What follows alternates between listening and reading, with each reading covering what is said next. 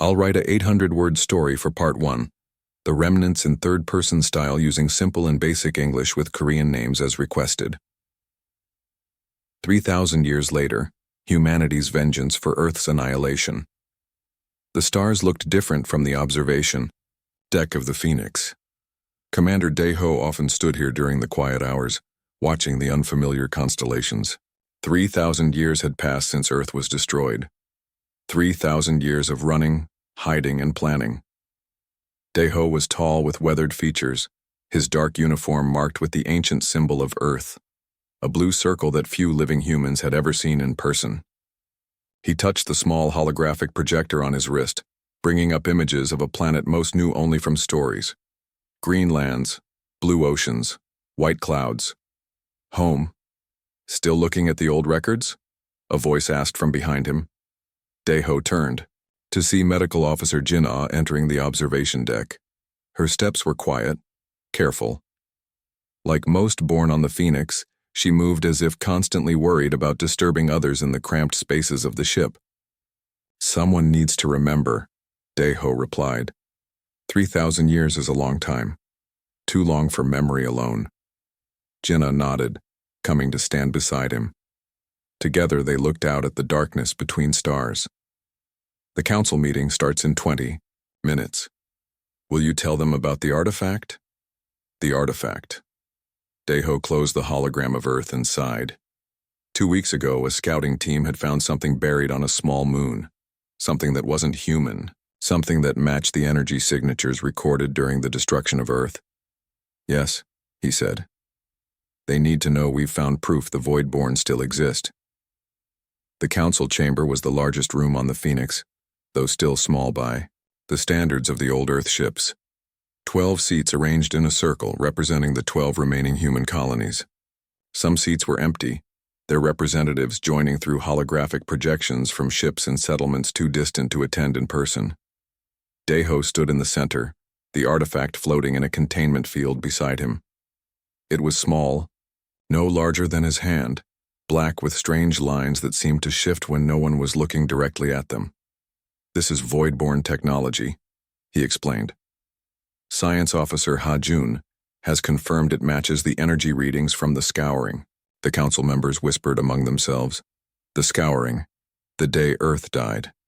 The day when mysterious ships appeared without warning and turned humanity's homeworld to ash. Only a few million humans had escaped, fleeing and hastily prepared, ships with experimental technology. How can we be sure? Asked Counselor Tae-yong, his hologram flickering slightly. It has been 3,000 years. Ha-Jun stepped forward, his thin frame almost lost in his oversized science uniform. The energy signature is unique. Nothing in known physics can explain it, and it matches our oldest records perfectly. What does this mean for us now? Asked Counselor Mina, her voice sharp with worry. Have they found us after all this time? Daeho shook his head. No, the artifact is old. Very old. But it proves they're still out there. And we've learned something else. He nodded to Ha-Jun, who activated a star map. 12 points of light representing human colonies appeared, scattered, across a small section of the galaxy. The artifact contains navigational data, Ha-Jun explained. We've been able to track Voidborn movements over the last 1,000 years. They're not just random attacks. They're systematic. Species by species, planet by planet. They're cleansing the galaxy, Daeho said simply. And eventually they'll find us. The room fell silent. 3,000 years of hiding, of careful survival, suddenly seemed fragile. What do you suggest we do, Commander? Asked the eldest counselor, Sung-ho, his voice thin with age. We stop hiding, Daeho replied. We find the other human colonies, all of them. We've been separated for too long, developing in different directions. Some have changed so much they might not even recognize us as the same species anymore. He looked around the room, meeting each council member's eyes. Our ancestors couldn't fight back. They were unprepared, united only by a single planet. But we've had 3,000 years to grow stronger. We've adapted to space, to harsh planets, to environments Earth humans could never have survived. Our differences might be our greatest strength. Daeho raised his hand, showing them the ancient Earth symbol on his uniform. I suggest we fulfill the promise our ancestors made when they fled Earth. Find our scattered brothers and sisters, gather our strength, and then find the Voidborn. His voice hardened. It's time they learned that destroying Earth wasn't the end of humanity. It was only the beginning. The Grand Council chamber aboard the Phoenix hummed with tension. 3 circular platforms held representatives from humanity's main evolutionary branches, now so different after 3,000 years of separate development. Commander Daeho stood in the center, feeling the weight of all eyes upon him. We need all human factions united if we hope to face the Voidborn, Daeho said, his voice firm but respectful. On the first platform stood Junho of the Terran Collective. His skin had a faint blue glow beneath the surface where biocircuits merged with his nervous system. The collective had chosen to blend their bodies with technology, embedding computers directly into their flesh. Beside him, 3 other collective members stood perfectly still, their eyes occasionally flickering with information only they could see. The collective remembers Earth only as data, Junho said. His voice had an unusual rhythm, as if he were speaking in time with some internal clock. We have the complete records of the scouring, but why should we risk ourselves for revenge, Ondi? The second platform, Su Min of the Stellar Nomads, floated slightly above the ground. Generations of zero-gravity living had changed her people. She was nearly 7 feet tall with long, slender limbs and enlarged eyes that could see radiation, spectrums invisible to other humans. The Nomads had never settled on planets, choosing instead to live among the stars themselves. The Nomad ships can outrun anything in known space, Su Min said. We have survived by never being caught. You ask us to stop running and fight instead. This is not our way.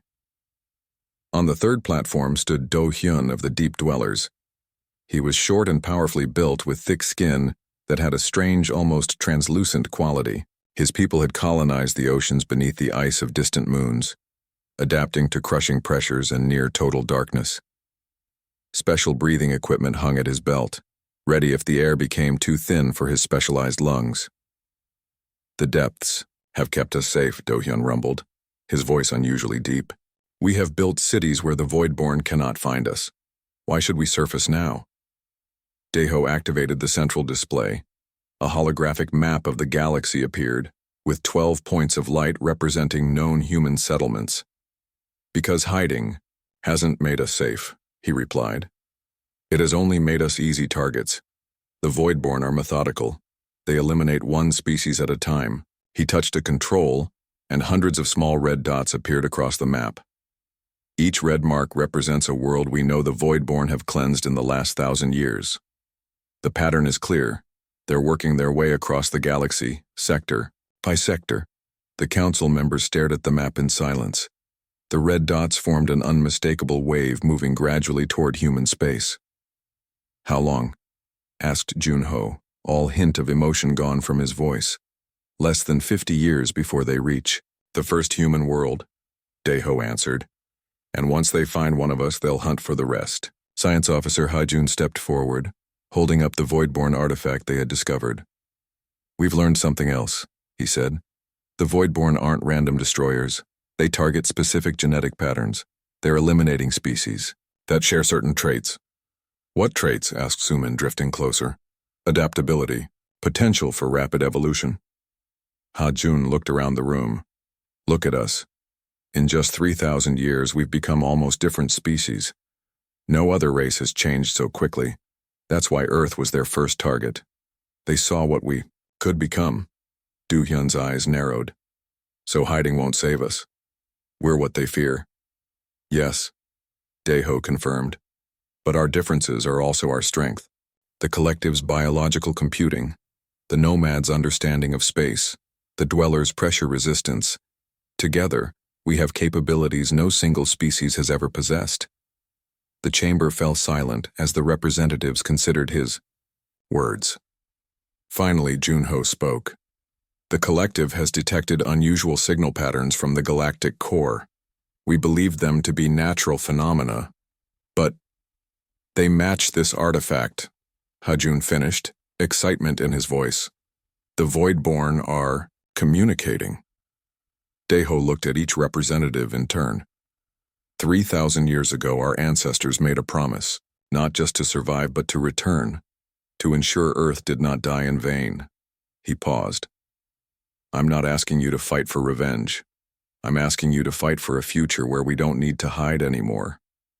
3 very different faces looked back at him, one enhanced by technology, one evolved for the void of space, one adapted for crushing depths. Yet in that moment, they were all undeniably human. We'll need to find the others, Su-min said softly. There are human colonies even the nomads haven't contacted in centuries. Then let's begin, Daeho replied.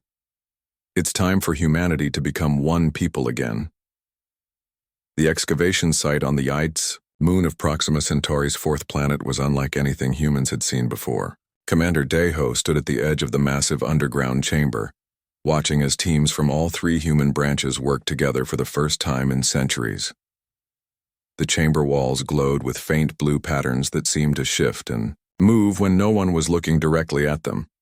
At the center stood a structure like a giant crystal tree, its branches extending toward the ceiling nearly 50 meters above. It's incredible, said Science Officer Ha-jun, his voice hushed with awe. This technology is at least 10,000 years old, yet it's still active. Who built it? Daeho asked, stepping carefully over the smooth floor. The strange metal beneath his boots felt almost warm, as if it were somehow alive. We call them the architects, Ha-jun replied. According to the data we've recovered, they were the first species to face the Voidborn and nearly defeated them. Then they simply disappeared.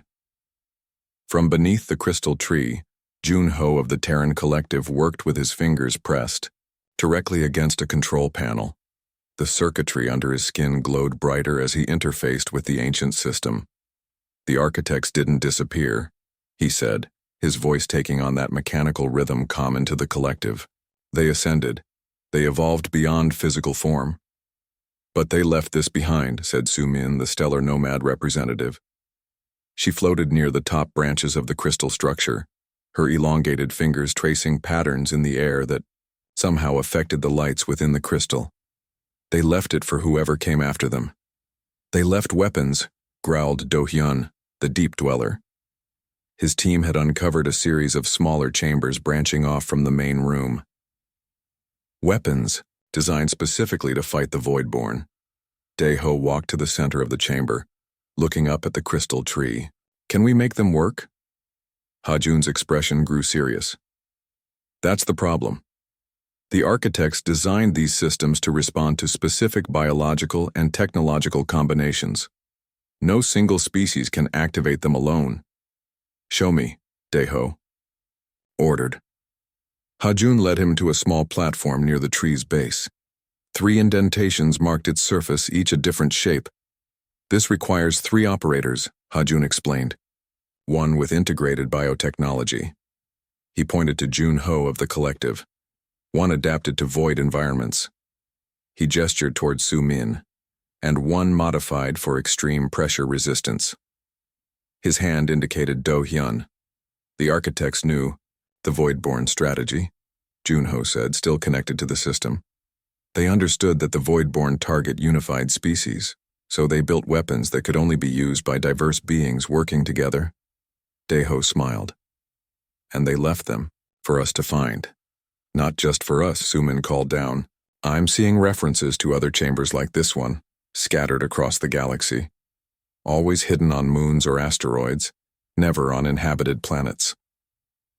Because the Voidborn destroy planets, Do-hyun said. But they ignore dead rocks like this? Moon. Over the next weeks, teams from all human branches worked together to understand the architect technology. The collective, with their integrated computers, translated the ancient languages. The nomads, with their unique perception of radiation and spatial dimensions, mapped the energy flows. The dwellers, with their incredible strength and pressure, resistance, assembled the physical components. On the 30th day, they gathered again in the central chamber. Jun-ho, Su-min, and Do-hyun took positions around the crystal tree. Each placed their hands into the indentations designed for their Specific adaptations. The tree began to glow brighter, its crystal branches filling with swirling light. The patterns on the walls became more active, flowing like water toward the center of the room. "It's working," Hajun whispered. From the crystal came a projection, a galactic map far more detailed than anything humans possessed. It showed the Voidborn home system, their fleet movements, their weaknesses. "This is everything we need," Daeho said. "With this knowledge, we can fight back." Do-hyun looked up from his station. "Not just fight back, win." Junho's eyes flickered with data. "There's more. The architects left similar caches for other species. If we find them, if we unite them against the Voidborn, then Earth wasn't the end," Daeho finished. "It was only the beginning of the Voidborn's downfall. For the first time in 3,000 years, humanity had a real chance at vengeance, and more importantly, at a future free from hiding." The united human fleet moved through the emptiness between stars. 300 ships of different designs formed the largest gathering of human vessels since Earth's destruction. Commander Daeho stood on the bridge of the Phoenix watching tactical displays showing their slow progress toward Voidborn space. 6 months of travel complete, reported Navigation Officer Yoonji. "Still 4 months until we reach the outer boundary of known Voidborn territory." Daeho nodded. 10 months total journey time. The human fleet didn't use the faster-than-light methods the Voidborn employed. Instead, they relied on the stellar nomad's intimate knowledge of spatial shortcuts, ripples and folds in space that could be navigated by those with the right adaptations. "Any word from our scouts?" Daeho asked. "Nothing yet," Yoonji replied. "They entered the Carina Nebula 3 days ago. The dust clouds will hide them from Voidborn sensors, but it also blocks our communications." The bridge doors slid open, and Fleet Coordinator Minho entered. Originally from the Terran Collective, Minho served as the central connection point for all communications between the diverse human ships. "Commander, we've received an unusual signal," Minho said. "It's coming from inside the nebula, but it's not from our scouts." Daeho frowned. "Voidborn? No. The pattern is organic, unstructured. If it's a communication, it's from a species with very different thought patterns than ours." "Put it through," Daeho ordered. The main screen filled with pulsing colors and strange symbols. To most humans, it would appear meaningless. But Daeho had spent enough time with the collective to recognize an attempt at basic communication. "They're trying to talk to us," Minho confirmed. "The pattern suggests a non-humanoid intelligence. Can we respond?" "Already working on it." 3 days later, the human fleet adjusted course toward a small, rocky planet deep within the nebula. As they approached, sensors detected structures on the surface, artificial formations built into the very mountains. "We're being scanned," Security Chief Jinwoo reported. "Multiple energy signatures, they could be weapons." "Hold position," Daeho ordered.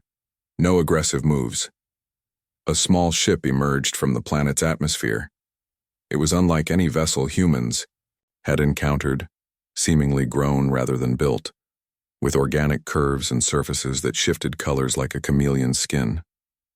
"They're requesting to dock with the Phoenix," Minho said. "Just one ship."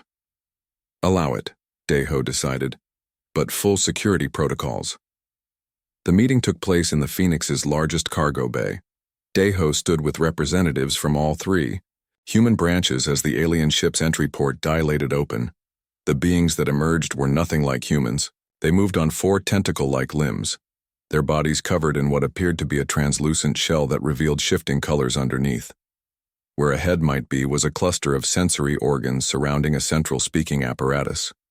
"We, survivors, like you," the translator rendered their vibrating speech. "Voidborn, destroyed, our worlds." They called themselves the Luminari.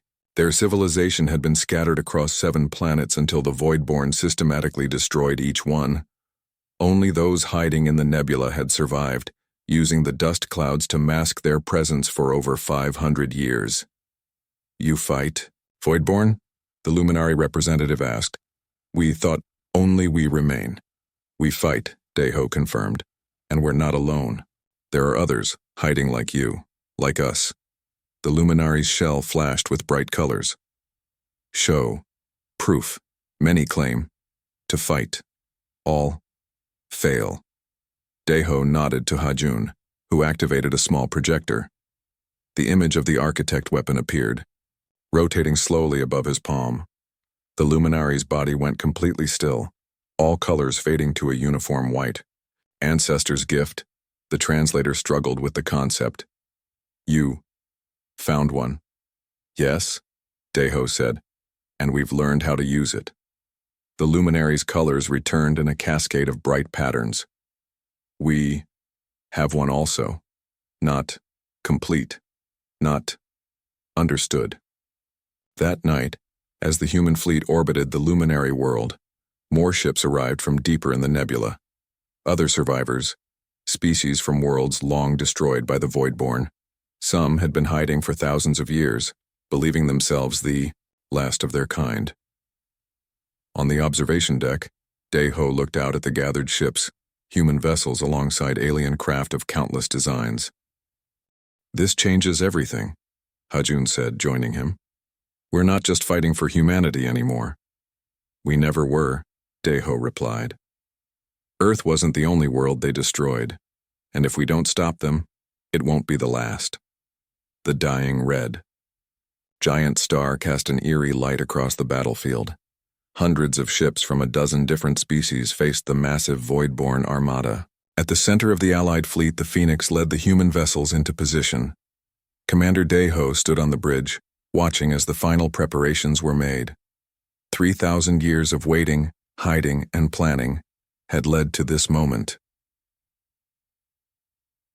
Voidborn, ships moving into attack formation, reported Jinwoo, his eyes fixed on the tactical display. They've never deployed this many vessels at once before. They know what we have, Deho said. They know what we've found. The architect weapons had been assembled from caches discovered across the galaxy. Each species had found pieces of the same puzzle, left by the ancient race that had first fought the Voidborn. Now those pieces were finally coming together. All ships report ready, said Minho, his biocircuits glowing brightly with the strain of coordinating so many vessels. The Luminary and Crawl fleets are in position. The Dweller teams have deployed to the designated points. Deho nodded. Begin the approach. Tell all ships to launch fighters when we cross the marker. The human fleet moved forward, crossing into Voidborn sensor range. Almost immediately, the enemy ships responded, their black hulls absorbing the red starlight. As they advanced, they're targeting our largest vessels first, Jinwoo warned. Standard Voidborn tactics. That's what we want them to think, Deho replied. He touched his communication panel. All ships, execute maneuver Echo. The Allied fleet suddenly split. Apart, smaller vessels darting between the lumbering Voidborn ships while larger craft pulled back. It was a tactic the stellar nomads had perfected, using their understanding of spatial movement to confuse enemies used to conventional space warfare. Strike teams, you have your window, Deho called. Begin your approach. Deep within the Phoenix, a small craft prepared to launch. Inside it stood representatives from each human branch.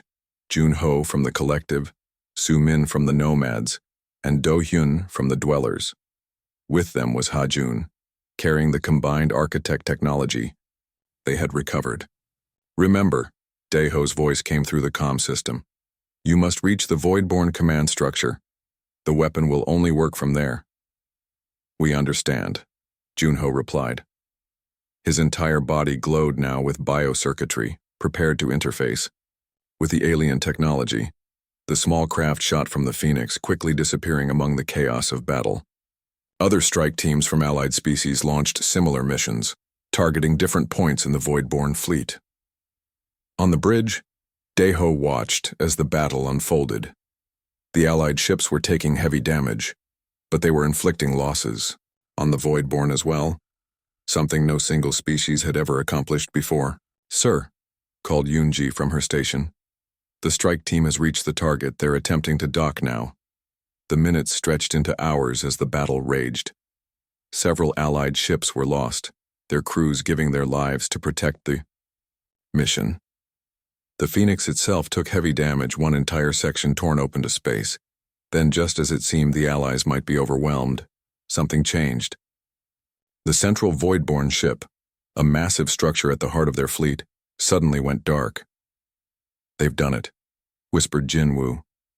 "They've reached the command center." Inside that vessel, the human strike team fought their way through strange corridors that seemed to shift and change. The Voidborn themselves were finally visible, tall, shadowy figures that moved with unnatural speed. In the central chamber, Ha-Jun set up the architect device as the others defended their position.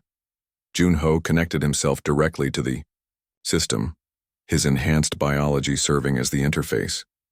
Sumin used her unique perception to align the energy fields, while Do-Hyun's strength kept the physical components stable against the ship's attempts to reject them. "Now," Ha-Jun said, activating the final sequence. The device pulsed once, then unleashed a cascade of energy that spread throughout the Voidborn fleet. It wasn't a weapon of destruction, but something far more elegant, a signal that disrupted the unique biological pattern that all Voidborn shared. Throughout the enemy fleet, ships began to shut down as their crews lost cohesion. 3,000 years of vengeance, delivered not through planet-killing weapons but through the combined adaptations of a dozen different species. On the Phoenix Bridge, Daeho watched as the Voidborn fleet fell silent. "It's over," Yoonji said, quietly. "After all this time, it's finally over." Daeho looked at the tactical display, showing Allied ships moving to rescue survivors and secure Voidborn vessels. This victory didn't belong to humanity alone. It belonged to all who had suffered at the hands of the Voidborn. "No," he replied. "It's just beginning. We've spent 3,000 years preparing for this day. Now we can start building something new. A galaxy where no species needs to hide again." As if to emphasize his words, the red giant star flared briefly, its light washing over the assembled ships, a new dawn for all who had survived.